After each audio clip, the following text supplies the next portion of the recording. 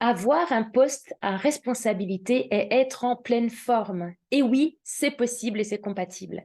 Je suis Lydie, maman de 3 enfants et entrepreneur depuis plusieurs années. Dans mes clients, j'ai de nombreux cadres, des personnes à responsabilité, à poste à responsabilité, pardon, mais aussi des entrepreneurs et des chefs d'entreprise. Bien sûr, ils ont de lourdes tâches, de lourdes responsabilités, des rythmes intenses, des longues journées de travail, et pour cela, leur corps, leur mental, leur énergie doit être toujours optimum. Mais c'est pas toujours simple, parce qu'on se fait prendre dans le flot du travail, dans les réunions, les imprévus. Ça va pas toujours comme on le souhaite, et donc il faut toujours s'adapter, ça demande de l'énergie.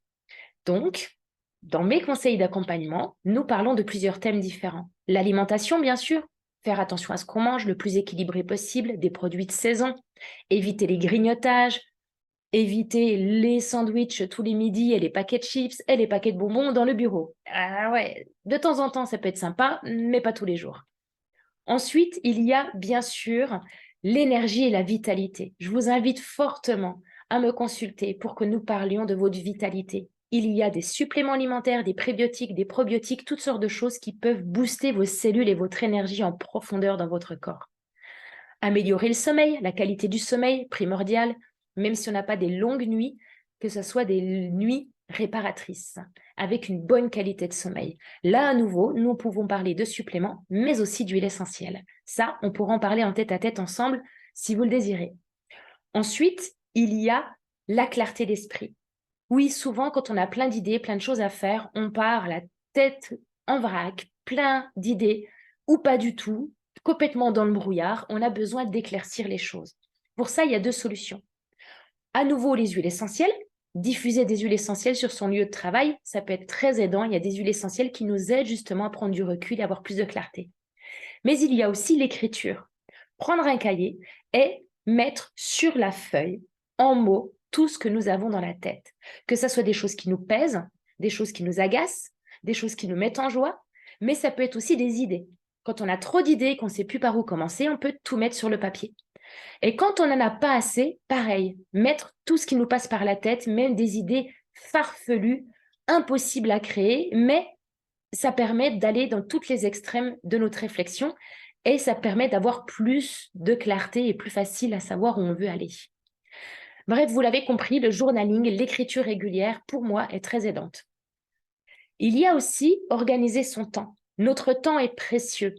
Et quand notre temps est précieux, eh bien, des imprévus, de la perte de temps, de la mauvaise organisation, c'est agaçant parce que on perd du temps, quoi. Donc, je vous invite à bien organiser votre agenda. Si vous faites du sport de manière régulière, et je vous invite fortement à en faire, balade, jardinage, vélo, sport en salle, peu importe, quelque chose qui vous fasse bouger votre corps, eh bien, fixez-le dans votre agenda. Est-ce que vous allez à la salle de sport 1, 2, 3 fois par semaine? Mettez un créneau fixe et bloquez-le, non négociable dans votre agenda. Tous les matins, tous les midis, tous les soirs? À vous de voir. Ensuite, pareil, ça peut être de la marche, bloquez-vous. 3 midis par semaine, je vais marcher une demi-heure, par exemple. Ensuite, ça peut être aussi des moments de détente. Il y a quelques temps, un après-midi, mon mari était en congé. J'ai décidé que j'allais profiter de ces quelques heures avec lui. On s'est pris un rendez-vous pendant 2 heures dans un spa, tout simplement, en tête-à-tête. Et ensuite, nous sommes allés au restaurant. Ça paraît peut-être anodin, mais pour nous, ça nous a demandé de l'effort d'organiser ça dans cet agenda, dans notre agenda, pour passer du temps tous les deux, même en pleine journée. Et c'était super. Et je pense qu'on va le refaire plus souvent. Et ça, il a fallu l'organiser et le bloquer dans nos agendas pour ne pas faire d'autres choses à la place, reprendre d'autres rendez-vous, repartir en déplacement, je ne sais où. C'était important pour nous d'avoir ces quelques heures ensemble. Je vous invite vraiment à le faire. Ça peut être aussi anticiper sur du long terme des moments de repos, de se dire tous les, je ne sais pas, 15 jours, je prends une demi-journée de repos. Ou tous les 15 jours, le vendredi, je m'en vais à telle heure et le lundi, je m'en vais à telle heure. Ou alors, tout simplement, s'octroyer des pauses différentes pour prendre des cours d'anglais. C'est ce que je fais tous les lundis matins.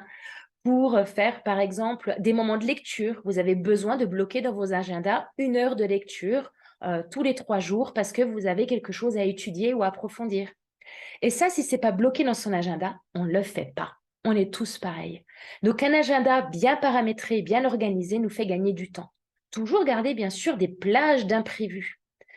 D'avoir cumulé, souvent, au début, je cumulais vraiment côte à côte tous les rendez-vous. Maintenant, je les espace d'un quart d'heure. Parce que ça peut durer plus longtemps que prévu, parce que je peux avoir un coup de fil urgent à passer, aller chercher un enfant ou faire quelque chose qui fait que je dois avoir un peu de souplesse dans mon agenda.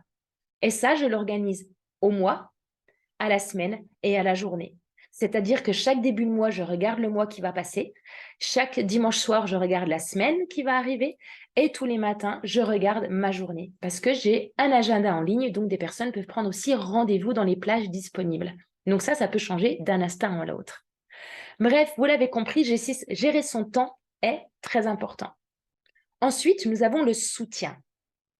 Nous avons besoin de soutien. Lorsqu'on a un poste à responsabilité, des grosses journées de travail, nous avons besoin d'être soutenus. Soutenus par qui? Par nos collaborateurs, soutenus par notre famille, par nos amis.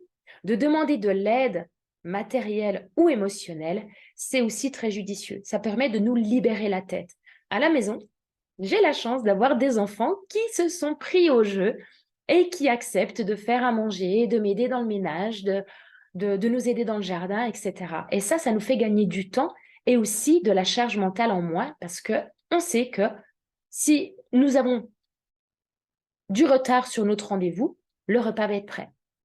Nous savons que si nous avons une très grosse journée et qu'on les prévient en disant là, demain, j'ai une journée, j'ai plein de rendez-vous, ils vont s'occuper de leur petit frère, ils vont faire une lessive, ils vont faire un peu de ménage, bref. Et j'ai du soutien à la maison. Et ça, c'est extraordinaire et c'est très aidant. Ensuite, vous pouvez demander du soutien aussi à vos collègues, collaborateurs, mais aussi collègues entrepreneurs. Je sais que en tant que chef d'entreprise, d'autres cadres ou d'autres entrepreneurs en solopreneurs, souvent nous aimons aller chercher du soutien à l'extérieur. Pas forcément du soutien aide matériel, mais rien que du soutien de pouvoir échanger, parler. Comment va ton entreprise? T'en es où? Ça se passe comment en ce moment? Ah bah tiens, j'ai eu rendez-vous avec l'URSSAF, il s'est passé ça. Tiens, mon comptable, il m'a parlé de ci, qu'est-ce que t'en penses? Etc. Juste pouvoir échanger avec d'autres personnes qui ont le même style de vie que nous, qui ont les mêmes inquiétudes, les mêmes joies, les mêmes parcours, les mêmes difficultés parfois. Et du coup, ça nous permet de nous sentir moins seuls. Et ce soutien, c'est très important. Donc, vous l'avez compris, il faut prendre soin de nous pour soutenir notre corps, notre vitalité, notre immunité, notre concentration, notre joie de vivre, notre sommeil, mais aussi ça passe par l'alimentation, ça passe aussi par le sport, ça passe aussi par les huiles essentielles, les vitamines et ça passe aussi par le soutien et le journaling. Bref, dans tous les cas, je vous propose de prendre rendez-vous avec moi si vous voulez peaufiner et approfondir ces thèmes. Et aussi, si vous aimez ces vidéos, abonnez-vous et partagez-les. À bientôt.